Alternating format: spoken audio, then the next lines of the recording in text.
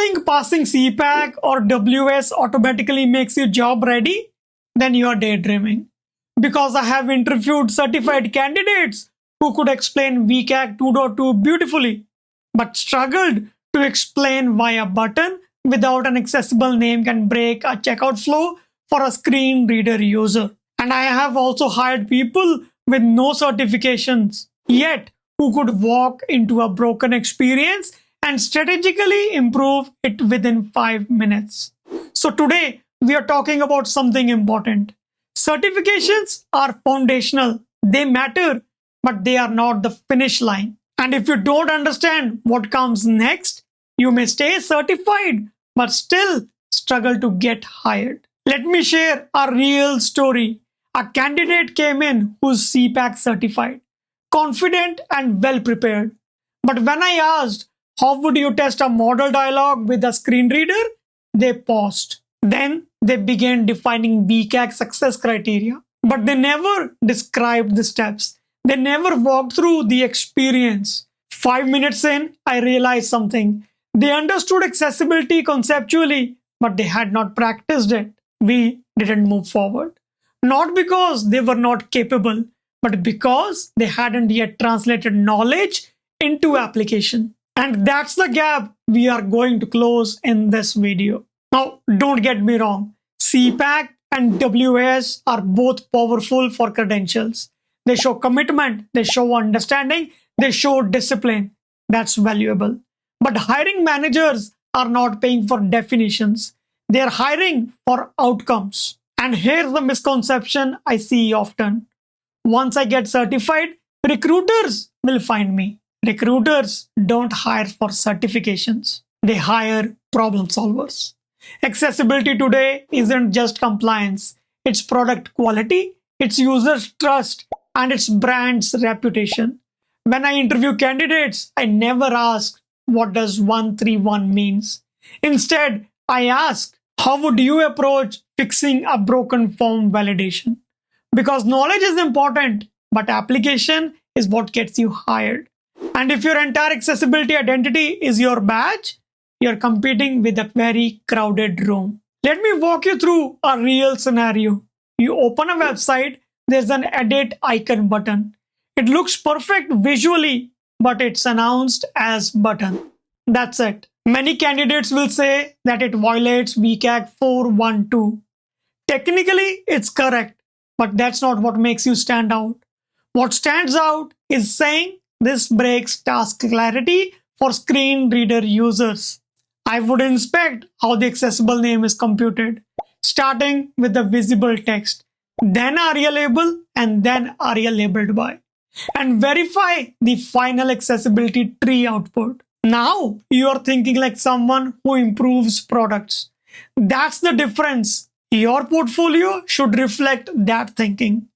Don't just say, I understand WCAG. Show before and after examples, code level fixes, and above all, your testing process. Your portfolio should answer one question. If we hire this person today, will they make our product better? And if you don't have the experience yet, create it.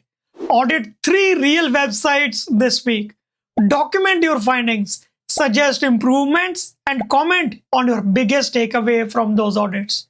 That becomes your evidence. Now you don't need a job title to start building your experience. You can volunteer for non-profit, help a startup, or contribute to open source. Offer structured accessibility feedback. That is how you build real experience. Networking also matters. And I'm not talking about just posting on LinkedIn, but participating. Join local accessibility groups or community Slack spaces. Have real conversations. Accessibility is a relationship-driven field. People hire people they trust. And when you write your resume, shift from listing credentials to demonstrating outcomes. Instead of saying CPACC certified, try applied WCAG 2.2 criteria to identify and document 47 accessibility barriers across 3 production systems. That's show action.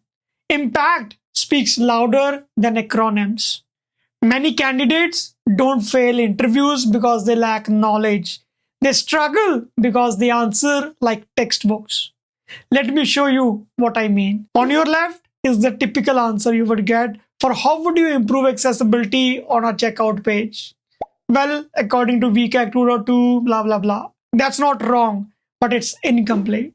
On the right side is a strategic answer. First, I would map the critical user journeys. I will start with the automated plugins. Then I will test with keyboard and screen reader. I will document every accessibility issue and highlight the business risk. I will collaborate with engineering on feasible remediations. Same certification, but different level of maturity. Interviewers are evaluating how you think and communicate, how you prioritize, and how you collaborate. Structure is what separates beginners from professionals. When you answer, think in this order: discovery, risk, prioritization, collaboration, and validation.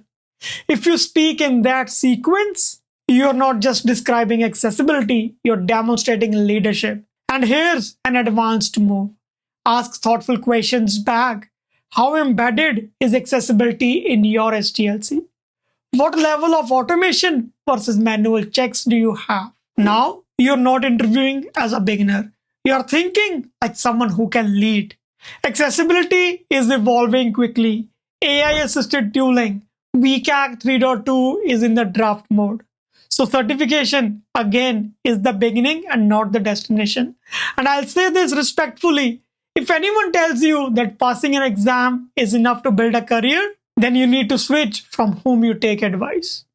Real growth comes from practice, feedback, and reflection. There are no shortcuts in this field. Continuous learning is part of the job. And here's something more powerful. Build your voice. Share insights. Teach what you are learning. And the fastest way to solidify your knowledge is to guide someone one step behind you. That's how you move from certified to respected. Certifications proves commitment. Application proves capability.